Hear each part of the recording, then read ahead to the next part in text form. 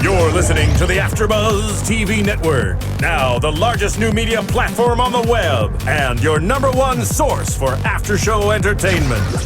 Very good, Keith. Johnson.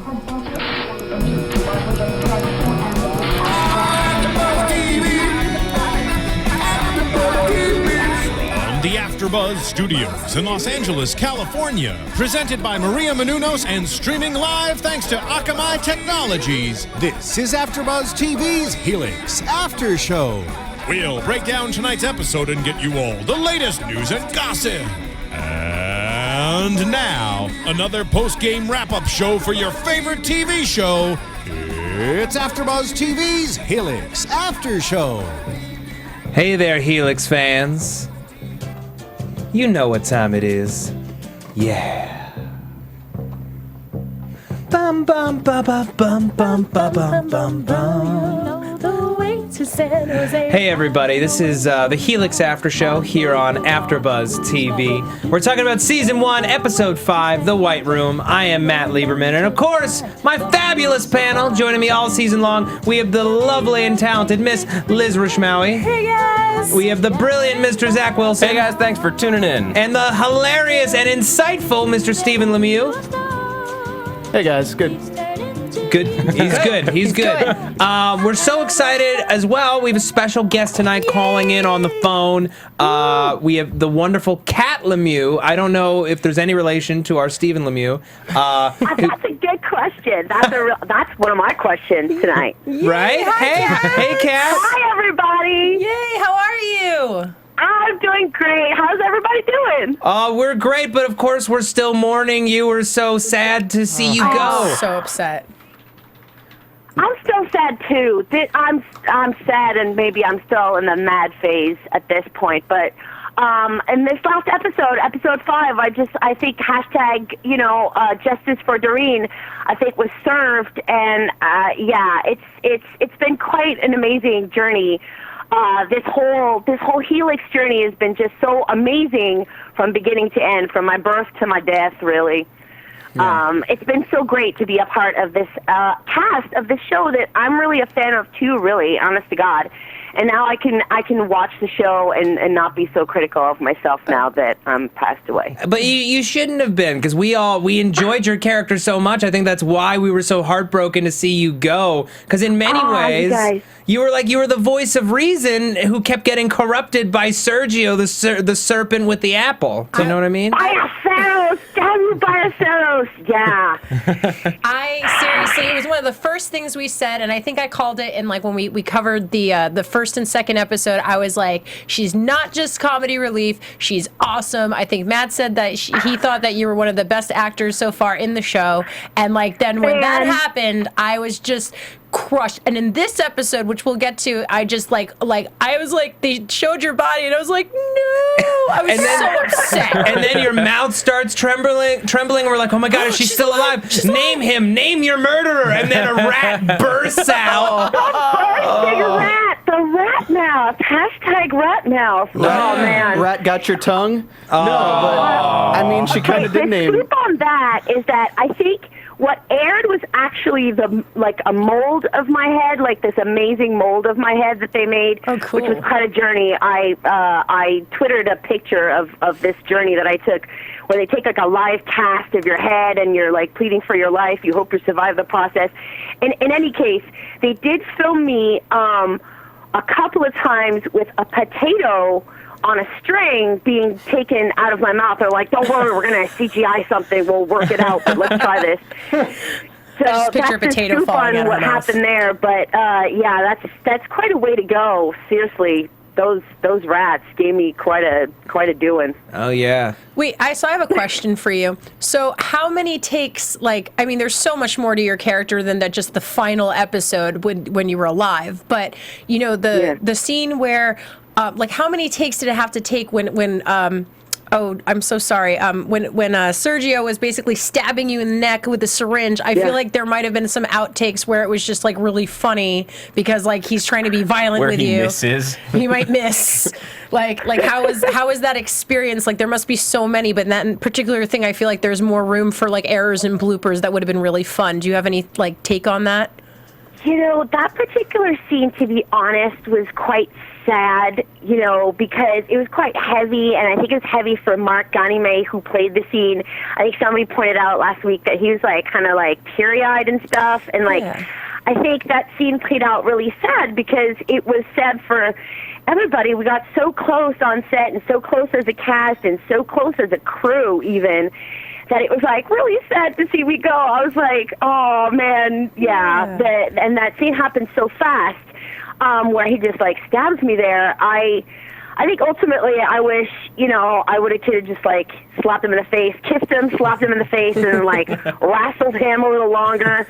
I think ultimately that scene goes down so fast, so it really is such a shocker. It was a shocker to read too, you guys. When I read the script, I was like, oh no. Yeah, I thought things were going so well for Doreen, she's figuring things out, and ultimately I think what went down was that she knew too much. She just knew too much. Yeah, I'm very curious, how early in the process did you know that Doreen was going to die?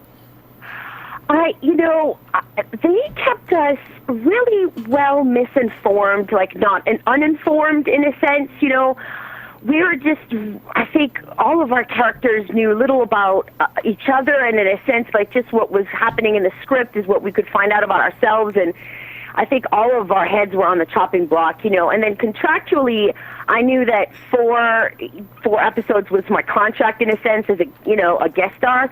But I was really rooting for Doreen too, wanting her to go on. And so, yeah, it was a real shock to me too when that happened and so quick like that. And yeah, I miss her, and I reacted to the death, I think, of her as Doreen, no, what? No. Yeah. Are there any plans? Are there any plans to return to the series in the role of Havit, as a frozen head in the White Room? Oh man, where is my body? That's a good question. I don't really know what happened to my body. Maybe I will wind up a head in the Arctic somewhere. We're all in the White Room. Oh God, that's so heavy. I know. Oh God. Yeah.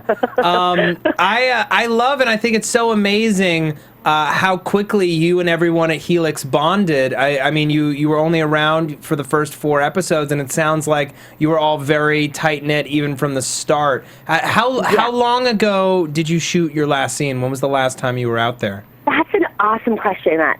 Because my last scene was in September. Okay. And mind you, in Montreal, we shot so much of the Arctic scenes in fridges, in refrigerated sound studio area, because we're really shooting in the summertime.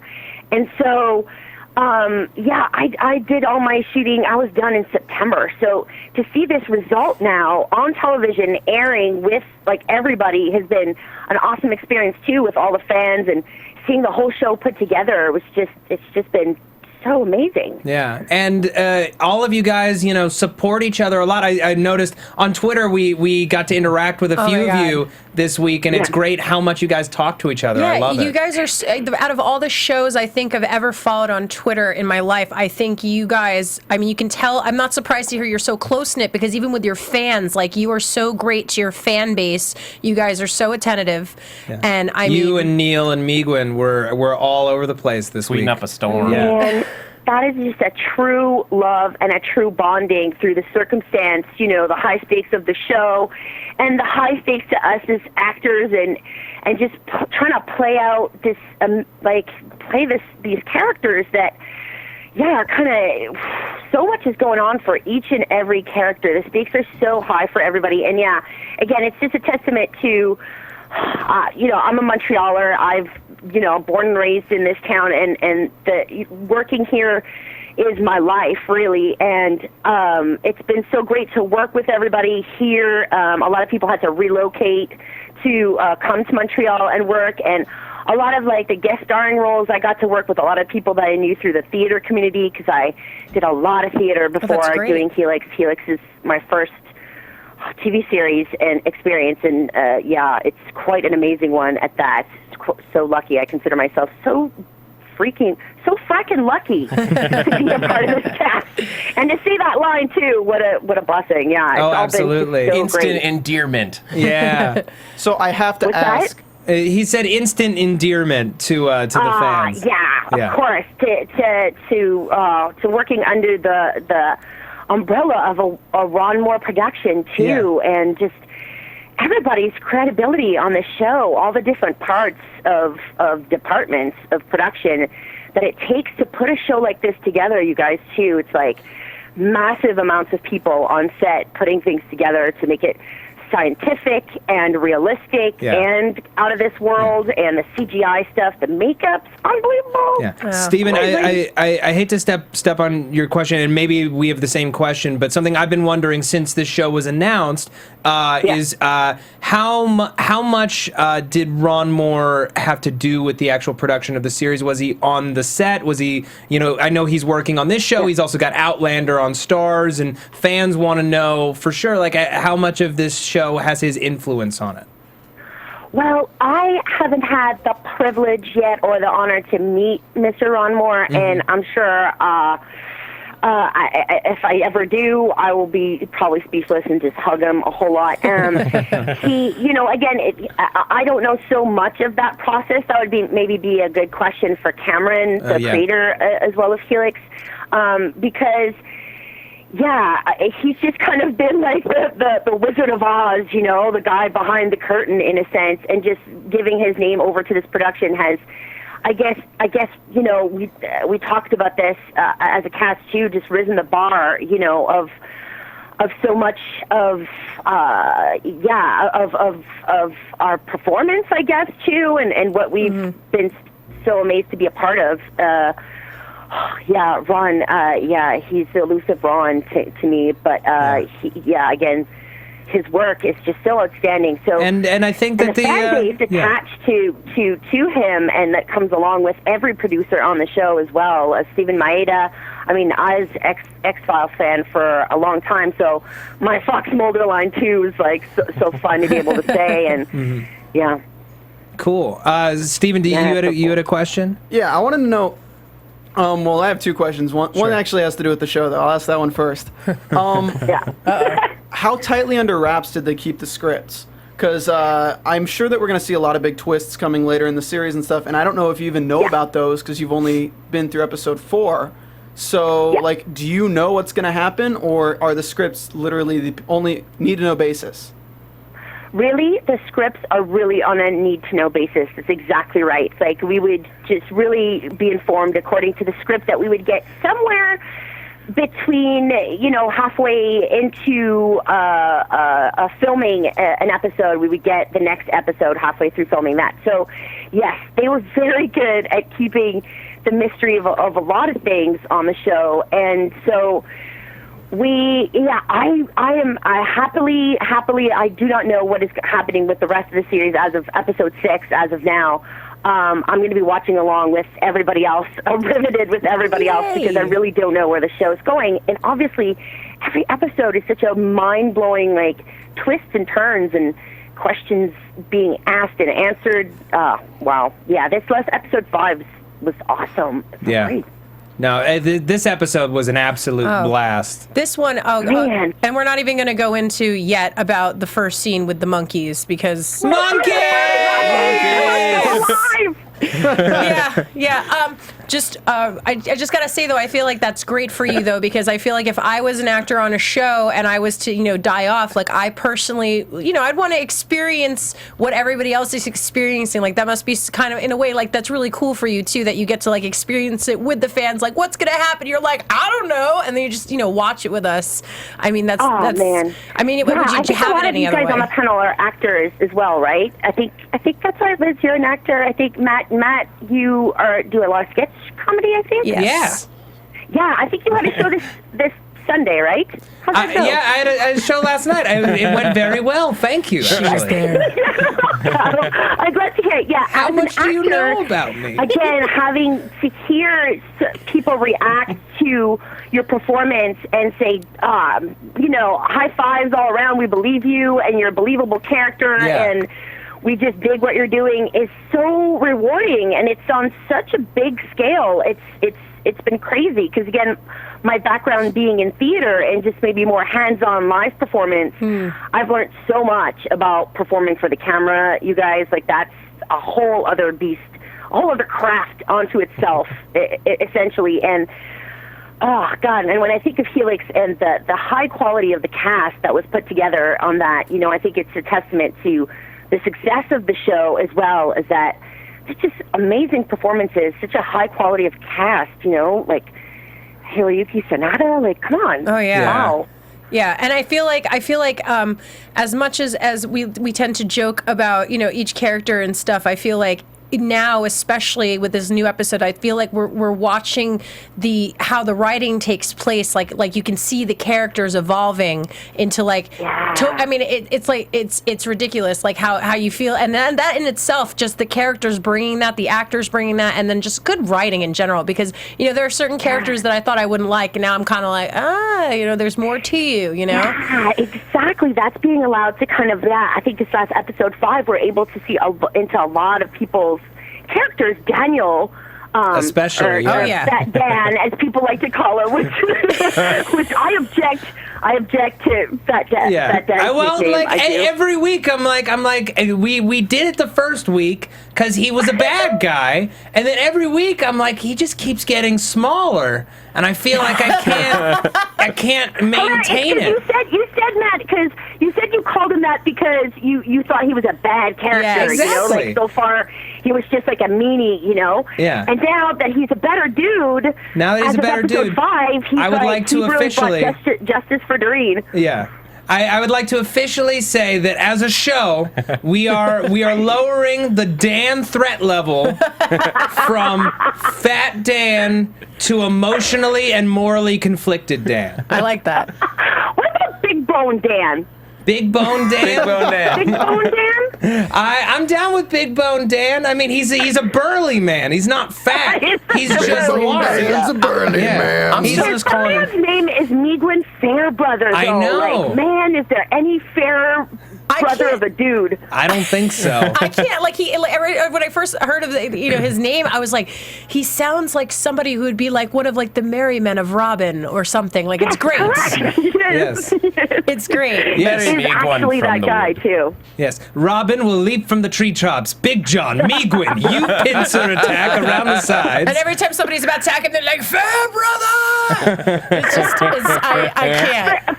For the record, I love my nickname, or Doreen's former nickname, which was Pam. I love it. I love that. You have Stephen friend to thank had for turned that. me on to Archer before, and so I just thought that was so hilarious when that became my pseudonym or whatever.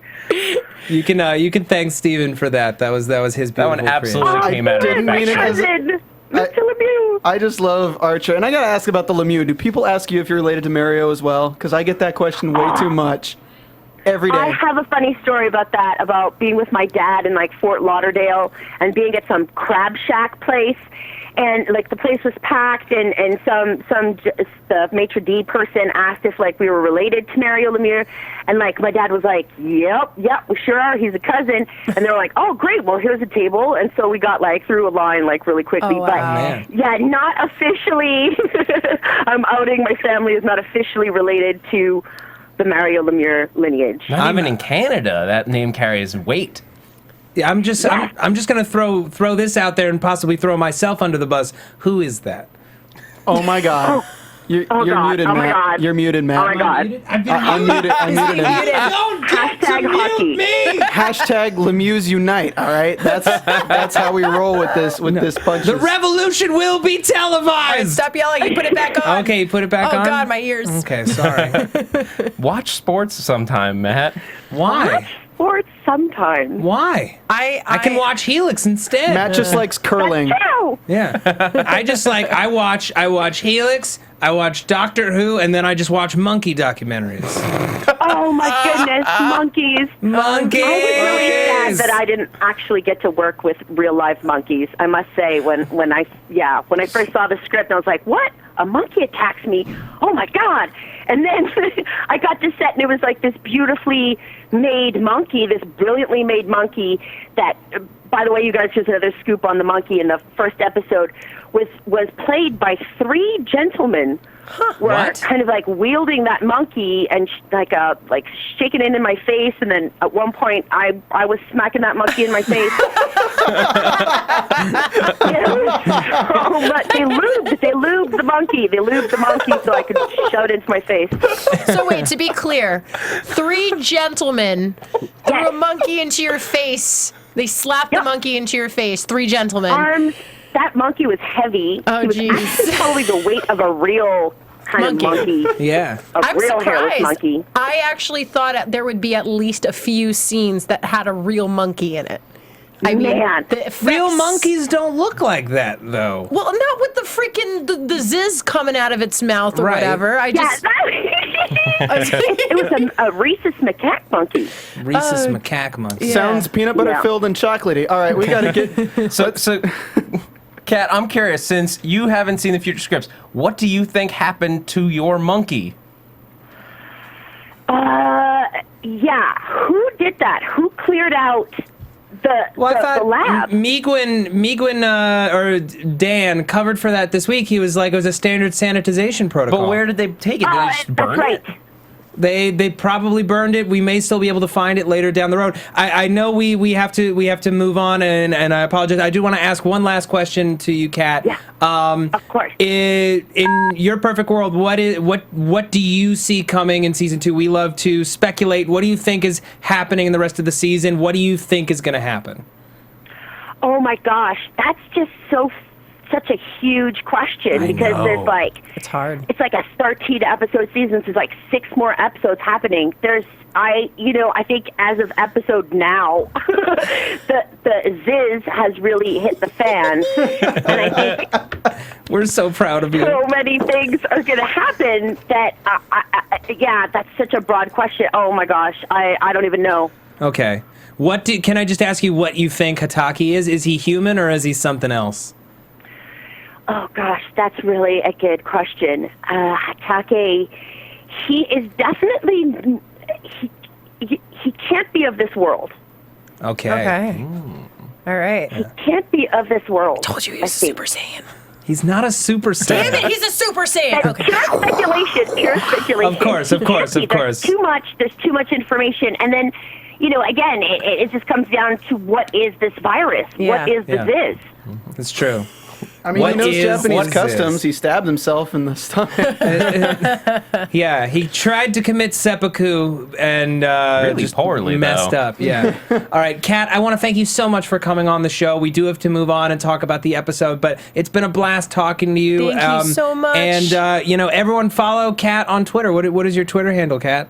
It is Love Cat Lemieux at Love Cat Lemieux. Okay.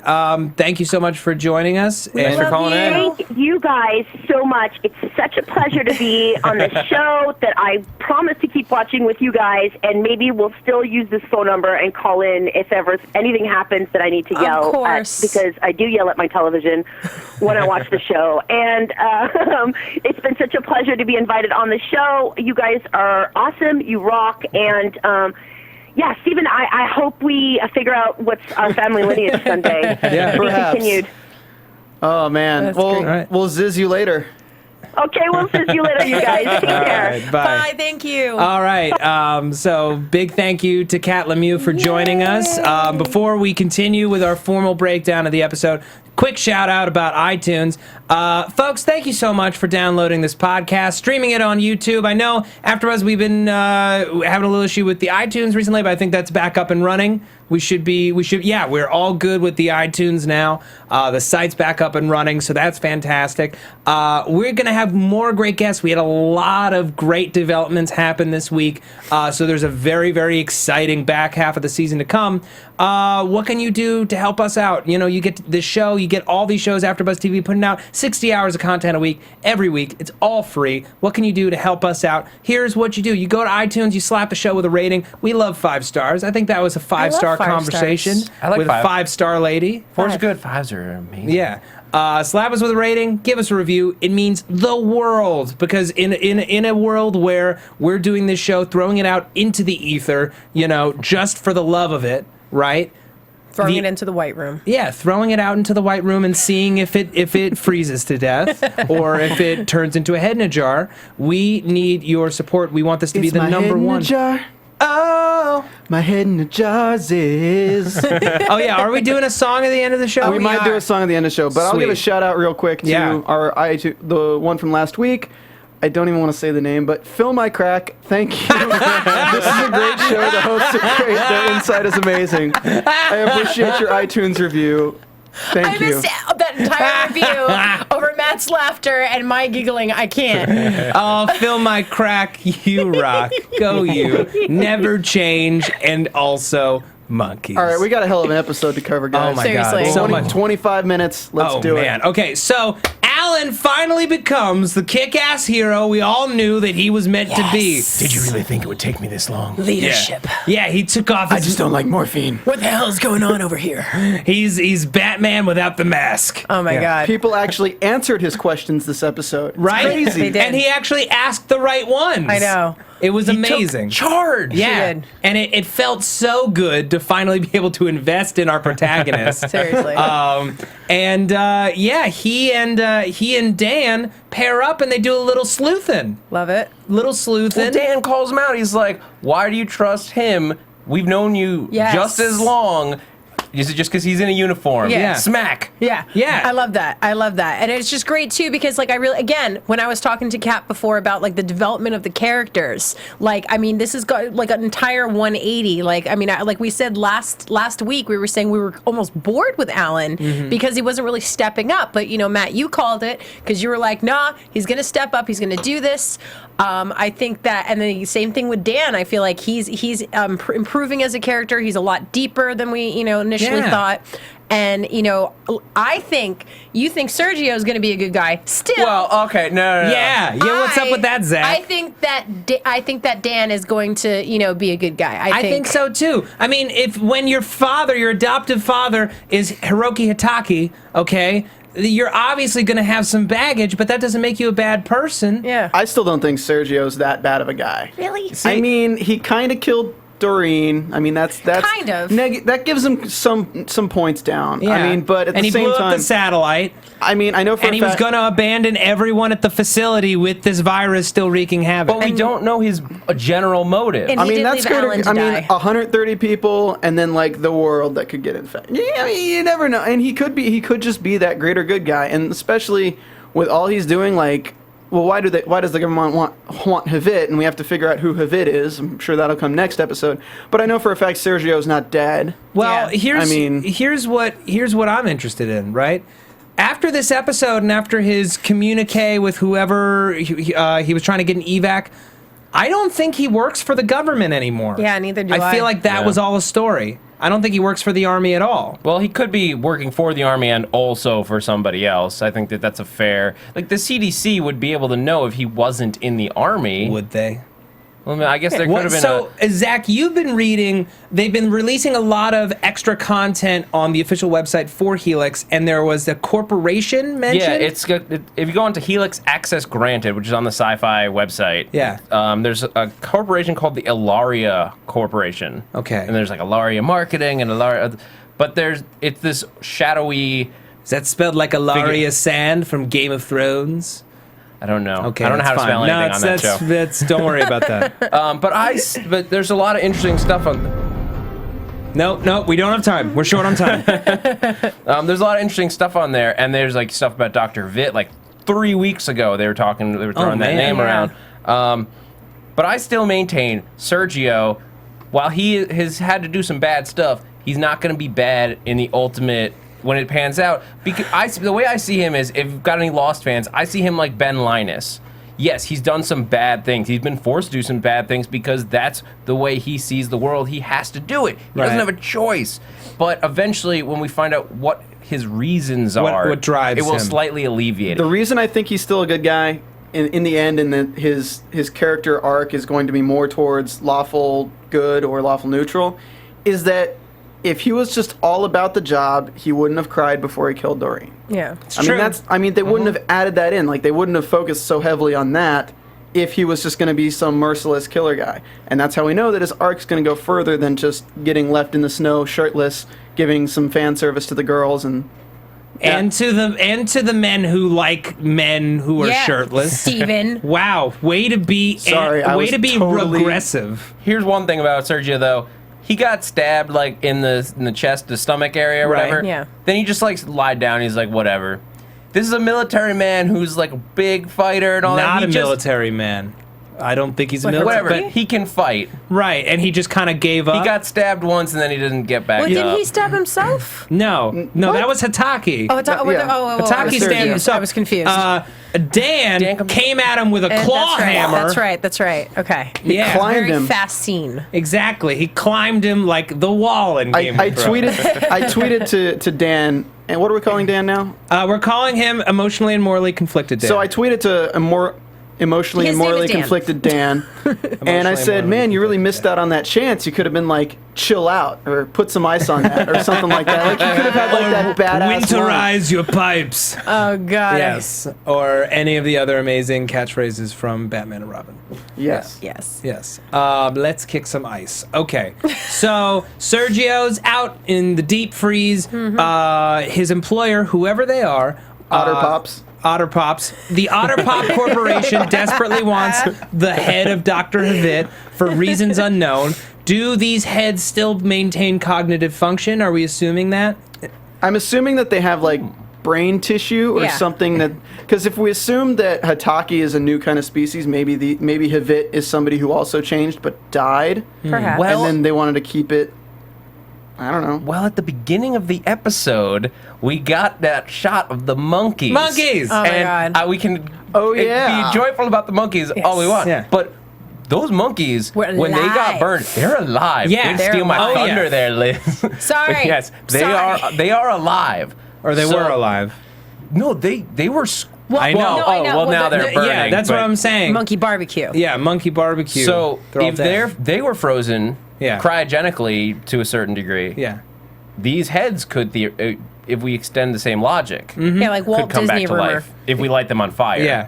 And also, okay, I'm just going to make a point to say Sergio was smiling when he lit those monkeys on fire. Oh, and I yeah. don't care how good he winds up being, no nice person lights a whole field of monkeys aflame with a smile on his face. I don't believe that sentence has ever been said in the human language. Good. I'm an American original and a true innovator. Moving on. Oh my, it's like, oh, retrieve Dr. Fit. Oh, well, here's the recipe. Preheat oven to 350. Put in oven for 25 minutes. Yeah. Really? It only takes 25 minutes to defrost a head? Yeah, I about guess that. I guess at 350. Yeah. Don't ask how I know that. Get a trivection oven going, you know. Yeah, all 30 Rock. Okay. So we leave him there. He's been, outed as the murderer of Doreen. We had a little investigative action. Why on earth Sergio is the only person with a hidden compartment in one of his built-in cabinets, I don't quite know. Well, I imagine he left that there on purpose. Right, because the whole thing was a distraction. Because I don't think for a second that he doesn't password protect his tablet. Well, he said you got my message. He did that on purpose so they Yeah. lead them to the heads. Right. Of course. So he did it on purpose. Right.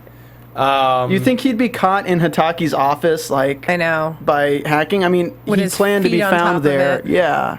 He planned to make him suspicious. He's very sneaky, that one. And the worst thing is, if you think about it, is he planned this out too, perhaps? You never know. Yeah, Yeah. that's the thing that's conflicting me is because, like, again, I love to hate the character, but I think it's a great character because, like, as much as I'm like super pissed that he killed Doreen, I will acknowledge the fact that there were tears there, and I'm still conflicted by it. Don't know what it means, but I also want to point out that he's intelligent. He is smart, so I will give respect to a character that is very smart and knows what he's doing. If he was a dumb villain, I would just not have the patience for it. Yeah. Well, I love that all of the supposedly quote-unquote evil characters on this show are showing lots of complexity. Oh, yeah. Even Hatake this week, as we learn a little bit more about his past, we see some scars, we hear about some emotional scars. And can we all say now with one voice that Julia is a clone of his daughter? I said that. Yeah, I said clone of daughter because that's what I think. I think what it.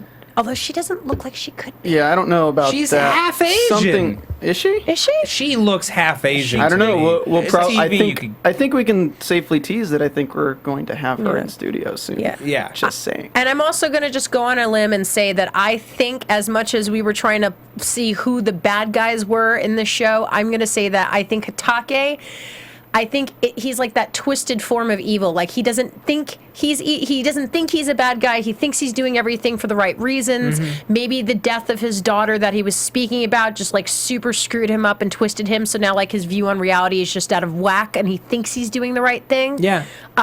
Or he became, after he was able to bring his daughter back to life by some fashion. Maybe putting her in the White Room and then lighting her on fire, and she came back to life. And she came back As to a life. monkey. Before I talk about theories or anything like that, I kind of want to bring up what I said on YouTube and tweeted you guys because Yeah. I didn't say it on the show. I really, really liked Yes. it, yeah. Was that I kind of had an epiphany after our after show, yes. and it was that Jay. I said it right after our after show. Jay is a hallucination Yep. because I believe that Julia was raised there, and Jay was actually the person taking care of her. So it's kind of a blocked off memory that's seeping through because of the hallucinations from the Ziz. Yeah. And I also think that floor was for fusion energy to basically forcefully evolve the human genome. And this virus isn't a virus at all. It's just an evolved human genome. So nobody's really an alien, nobody's really this, and it's not a virus. It's just a very Evolved. aggressive human Corrupted. DNA, basically. Corrupted Yeah. DNA. Yeah, corrupted Fusion, like the files. fusion energy. I mean, everything there is about the human genome. It's all about DNA. So, and viruses and things like that. So why would they have a fusion energy thing? Probably to use the energy to do something. I mean, that's so. What is that? It's a red herring. It's something that sticks out to you. Yeah, and it's just like the Watchmen, or the Hulk, or kind of thing, like using Gamma radiation. Yeah, using Yeah. radiation to change things. I agree. I think the virus is a bit of a red herring. That's not the ultimate goal here. I think that I think they spelled it out last week. They talked about it being a delivery system. They also talked about that the fusion generators was the first thing that base was for. Yep. So I think you're on the right track there. I think that was their. They were trying to create Hulk. Like I'm still sticking with the super soldier serum sort of thing here. That was their first attempt, was radiation. That has to be the key. It didn't work. Now we've got this virus. Now this is a way to get what we want. The gene that we've created digitally with all the future technology that we have now. Yeah. Now the only way we can figure out to get it in is by making this virus. Yeah. And the virus is on a nanoscale level, which could affect DNA, and that's the only thing that could put DNA into DNA. Right. Absolutely. So, but the question is, one of the opening moments of the series, he looks down at Peter and he calls him progress. So, is the virus right now doing what he wants it to be doing, or is there something wrong with the process? This is just closer to the result than he's ever gotten. Yeah. I mean, Peter's still alive. Yeah. I think that's kind of like, that shows progress, because everyone else is kind of going batshit crazy, and Peter went batshit crazy and then came back from it. Yeah. So that's a little bit different. Yeah. I would like to say regarding Jay that I was the first to say that she was definitely fake last week. And I'm very, very proud of that, because that's like 2 wins week to week. Let me give you a slow clap here. Thank you. Yeah. Let me drink that in. It's like that terrible Super Bowl commercial that wasn't very funny. I don't know. I didn't get to watch never the mind. Stop Super throwing Bowl. yourself under the bus or the truck. Look, because I am a martyr. I am a So- self-appointed martyr. you were a nerd. We're talking about Julia and Hatake right yeah. now. Yeah. So they see the rats, they go through the motions where Hataki's like, wait a second, what the hell is she talking about? There's like another person here, and then Oh yeah, I caught that right goes away. through the motions of like what really happened, how the wound was really sealed up and stuff like that. Hatake has burns. He says this from saving his daughter, and then Jay says that he'll tell us more lies about his daughter. Yeah. So what that means is I think Jay is like somebody from the past who's coming back through memories, and Jay knows more about Hatake than Julia does, and trying to tell her like, look, he never really had a daughter. He's lying to you. Like, don't trust this guy. Or I think it could be that, like, I think you, Stephen, you were the one who said that maybe she was like a caretaker, one of the doctors that worked with Julia on the base, who probably was close enough to her to call her Jules, You know, there's that whole scene. Well, yeah, but that's what I mean. But she probably told Julia certain things. I know, but what I'm thinking is like maybe he was trying to save his daughter from burns, but it wasn't from a house burning down in Kyoto. It was from, you know, what was it? From chemical burns. From chemical burns, or basically the fusion. Yeah. The fusion. They said that there was an explosion. The marks on the steel walls that could have been from that accident so many years ago. That could have killed the real Jay. And the radiation could be the reason why Hatake is so weird and Glowy has the eyes. glow eyes. Yeah. Is because he's got some kind of radiation deal. Right. I don't know, Stephen. I feel like I'm kind of more in Liz's camp where she's imagining a person, but this is her subconscious speaking to her. Yeah. And it's her subconscious saying, you know, he's probably lying about this, whether it's drawing on something deeply seated or she just doesn't trust him in the moment. Yeah, that makes sense too. And I have to point out too that, you know, we've always been talking about how like kind of creepy Hitake is with how he was like looking at pictures of her. But when I look back on the episodes now, you look at it and it's not like it's any pictures of her like, you know, like she's clothed in all the pictures. Yeah. You know, I saw the fondness. There was a tenderness. I saw a human man, you know, like missing it reminded me of my dad. You know what I mean? Like it was this tenderness. So if anything, even if she isn't a clone or biologically related, I think he still feels for her like a daughter. So we'll find out more about that when it comes. But you know, what if? Let's go like I don't know if this is really correct, but Beauty and the Beast route, where the guy just didn't want to see her the way he was and sent her off. Like, if he was like horribly disfigured from the accident, and he's like, I don't want my daughter to see me this way, blah, blah, blah, sends her off, she lives with another family, blah, and blah, then blah. while she's gone, he plays with the human genome until he finds a way to rebuild his face and his strength. We're going totally like Star Wars here, but I mean, why not? But let's go into like Sarah and that storyline, because we only have like 7 minutes left. Okay, Sarah's on drugs. And she got her Mac on with Alan. Because she just ran out of options and she was crazy high. Yeah, Alan. I love that Alan knew immediately. He's like, whoa, she's making out with me? She gotta be on drugs. Wow. You have to be on drugs to kiss your superior in a high-stakes situation. Careful, Sarah. You might catch my raspy voice. You might catch my cold. He's like, Sarah, I gotta... Sorry, Sarah, I have to talk to you. Yeah. It bothers me when a character isn't playing to the top of their intelligence, and she went so far and revealed everything except for the fact that she has a tumor. Yeah. She finally admitted to everything. I have migraines. But the tumor and Dr. Van Eigem, who, I'm going to throw this out there, the monkeys died, but fire revived them because they were frozen. I'm going to say Dr. Van Eigen, she's dead, but she's not dead. Yeah, I was like, when's she going to come back to life? Yeah. I think everyone was just waiting for her to open her eyes again and be like, oh, hey. Oh, yeah. I was expecting her to just, like, sit. I was expecting Alan to actually go into the room and her to just, like get up with the blanket still on her head and just, like, they're, like, you know, something out of, like, a freaking, like, zombie movie or something. Well, I feel like next week we're going to be getting the zombie movie scenes. I've realized now, it reminds me of a cross, all the vectors remind me of a cross of, like, you know, zombies and like that chick from The Grudge. It's creepy in its own, like, I love it. It's just like this great new like concept of like a creepy bad. We'll get to the bad preview guy. later. They just remind me of 28 Days Later, where everyone's just crazy. They're not really zombies. Okay. Any other big points? I know we're running out of time. We want to sing a little bit. We got predictions. Should we just go to predictions? I would, but I know there's like one thing we're forgetting. I'm trying to remember what it is. We got Sergio, we got Dan. I have a question actually about Sarah and the tumor. They make a point in this episode about talking about the physical.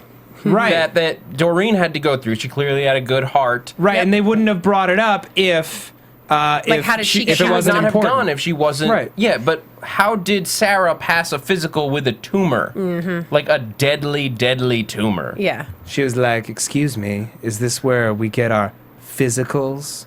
That's all she needed to do. We're doing physicals. Tumor. Oh. Okay. Yeah, no, it's definitely a point worth bringing up.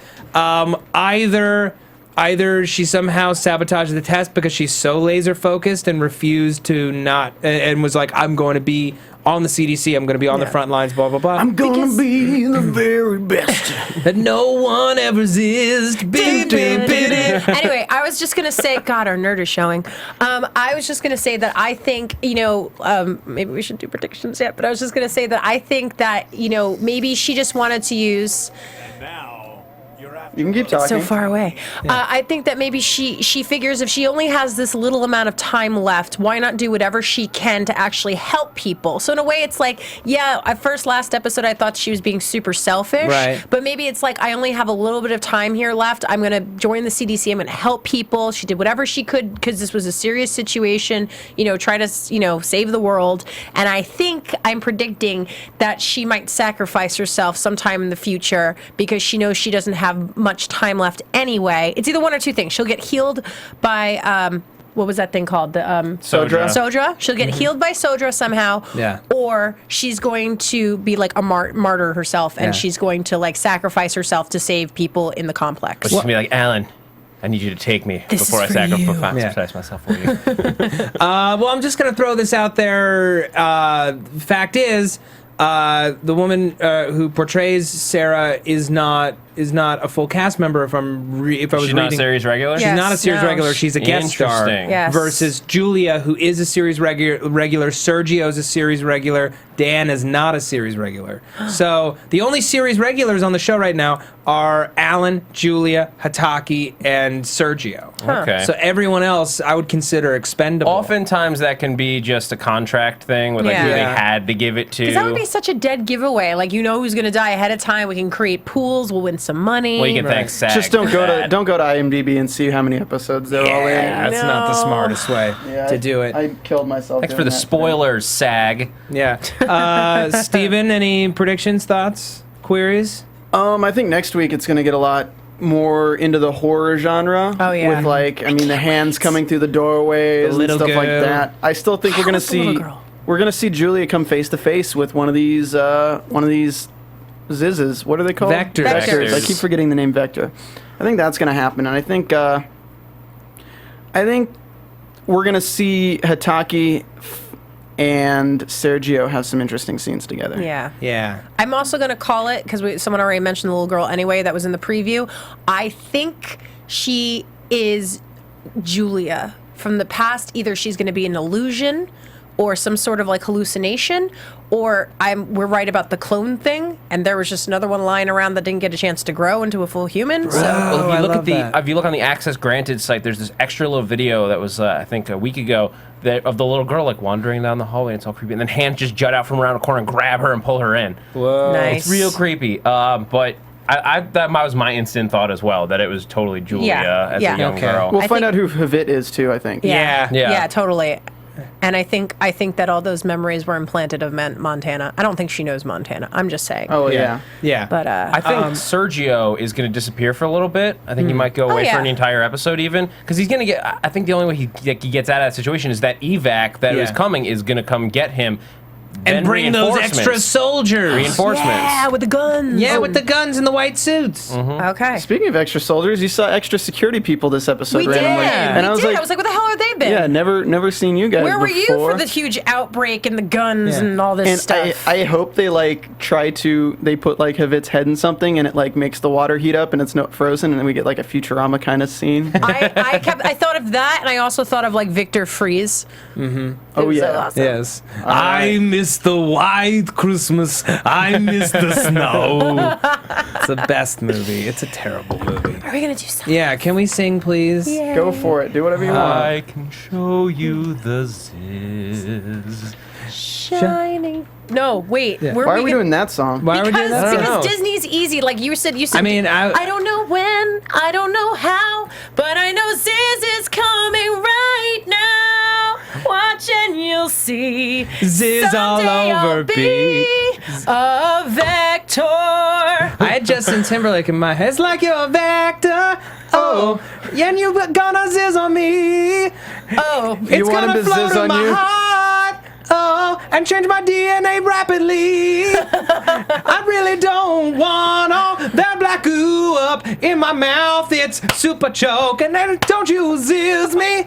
Oh, don't be infecting me. Are you okay, Matt? That's all I got. That was really long. That was really, really, really long, right, and I'm sorry. Let's do some outro music, guys. All right, I think outro music. I think that was enough. Okay, we'll figure. We'll have planned that better. Coordination. Next week. All right. We're going Liz- to write it next time. Liz Rishmawy, where can the people find you? Hey, everybody. You should check me out on Twitter at Lizzie Maui. That's at LIZZYMAWY. Hit me up. All right, Zach Wilson. You can find me on Twitter at @ZachWilson, and also here on AfterBuzz on Grim, Almost Human, and Archer.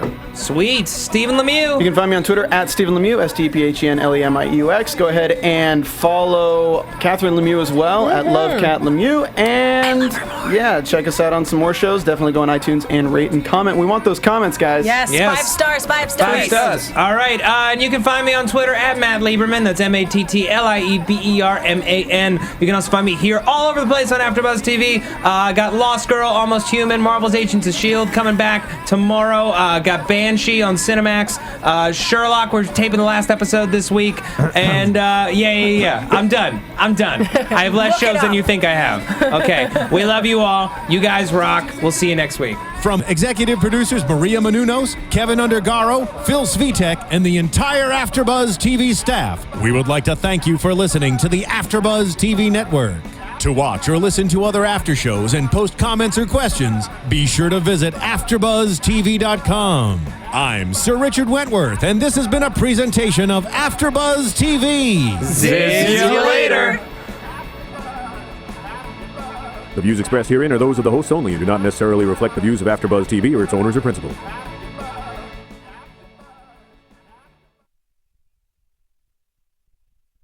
Thank you for watching AfterBuzz TV on YouTube. For more of your favorite after shows and interviews, subscribe to our channel here, and be sure to share your opinion on the episode in the comment section below here. We'd love to see what you guys are buzzing about. Thanks again. Buzz you later.